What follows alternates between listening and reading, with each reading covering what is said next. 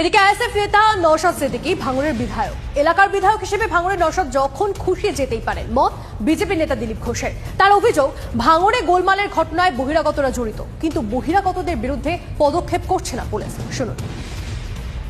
নওশাদ সিদ্দিকী ওখানকার এমএলএ, সে যখন ইচ্ছা ঢুকতে পারে, যখন ইচ্ছা বেরোতে পারে, এনে কেউ কিছু বলতে পারে না। বাইরের লোক এসে গন্ডগোল করে যাচ্ছে, সেটা কেউ বলছে না। যার জন্য এই ঝগড়া গন্ডগোল, তাকে জেড ক্যাটাগরি দিয়ে মমতা পাঠিয়ে দিচ্ছেন গন্ডগোল করার জন্য, সেটা চর্চার বিষয় নয়। আর লোকাল এমএলএ কে ঢুকতে দেওয়া হবে না, তাকে সভা করতে দেওয়া হবে না, কি ধরনের গণতন্ত্র?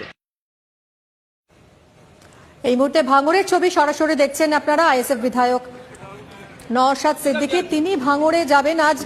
তিনি পৌঁছে গেছেন, নওশাদ সিদ্দিকী ভাঙড়ে পৌঁছে গিয়েছেন, যদিও তাকে ব্যারিকেড দিয়ে আজকে দেওয়া হচ্ছে বলে খবর, তাকে ঢুকতে দেওয়া হচ্ছে না ভাঙড়ে, এমনটাই তথ্য উঠে আসছে। দেখাচ্ছি আপনাদেরকে সরাসরি সেই খবর। মিমি, যেমনটা কথা ছিল যে নওশাদ সিদ্দিকী তিনি ভাঙড়ে যাবেন এবং সেখানে গিয়ে যারা নিহত তাদের পরিবারের সঙ্গে কথা বলবেন, কিন্তু সেখানে তাকে বাধার মুখে পড়তে হয়েছে। ভাঙড়ে ঢোকার আগে বাধার মুখে নওশাদ সিদ্দিকী। এক্সক্লুসিভলি টিভি9 বাংলায় দেখাচ্ছি সেই ছবি।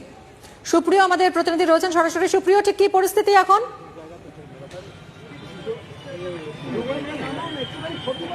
সুপ্রিয়, শোনা যাচ্ছে?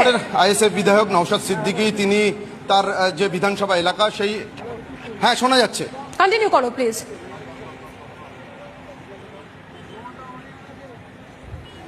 দেখো, ভাঙড়ের আইএসএফ বিধায়ক নওশাদ সিদ্দিকী তিনি তার বিধানসভা এলাকা অর্থাৎ ভাঙড়ের উদ্দেশ্যে যাচ্ছিলেন এবং তার যে কর্মসূচি ছিল আজকে, তার যে বিধানসভা অফিস রয়েছে, বিধায়ক অফিস রয়েছে মাঝেরাইট স্কুলের এলাকায়, সেখানে গিয়ে দলীয় কর্মীদের সঙ্গে তিনি বৈঠক করবেন এবং তার পাশাপাশি নিহত যে সমস্ত আইএসএফ কর্মীরা তাদের পরিবারের সঙ্গে দেখা করা বা তাদের বাড়িতে যাওয়া, সেই সমস্ত কর্মসূচি নিয়েই কিন্তু তিনি রওনা হয়েছেন। এবং ফুরফুরা শরীর থেকে রওনা হওয়ার পর তিনি এই মুহূর্তে হাতিশালা মোড়ের কিছুটা অদূরে এসে পৌঁছেছেন এবং এখানে আসার পরেই আমরা যেটা দেখতে পাচ্ছি যে বিশাল পুলিশ বাহিনী তারা রাস্তার উপরে গার্ডরেল দিয়ে ব্যারিকেড করে রেখেছে এবং বিধায়ক নওশাদ সিদ্দিকীর গাড়ি এই মুহূর্তে আটকে দেওয়া হয়েছে। তবে এখনো পর্যন্ত কিন্তু তাকে স্পষ্টভাবে জানানো হয়নি যে তাকে আদৌ যেতে দেওয়া হবে না, হবে কি হবে না, বা তাকে কেন আটকানো হলো, এই বিষয়গুলো প্রশাসনের তরফ থেকে এখনো পর্যন্ত জানানো হয়নি। এবং আমরা যেটা দেখতে পাচ্ছি যে বিধায়ক নওশাদ সিদ্দিকী তিনি গাড়ির মধ্যেই বসে রয়েছেন, তার নিরাপত্তার দায়িত্বে থাকা কেন্দ্রীয় বাহিনীর জওয়ান তারাও রয়েছেন। আমরা একটু নওশাদ সিদ্দিকীর সঙ্গে কথা বলতে চাই।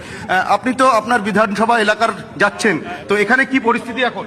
পুলিশ ব্যারিকেড দিয়ে রেখেছে, আমি অফিসার কি আছে জানতে চাইছি, এখনো কেউ আসছে না। কিছু বললো কেন আটকে রেখেছে? কোনো কারণ বলেনি, অফিসার আসুক জিজ্ঞাসা করবো, তারপর আমি। আপনার বিধানসভা এলাকা, আপনাকে যেতে দেওয়া হচ্ছে না?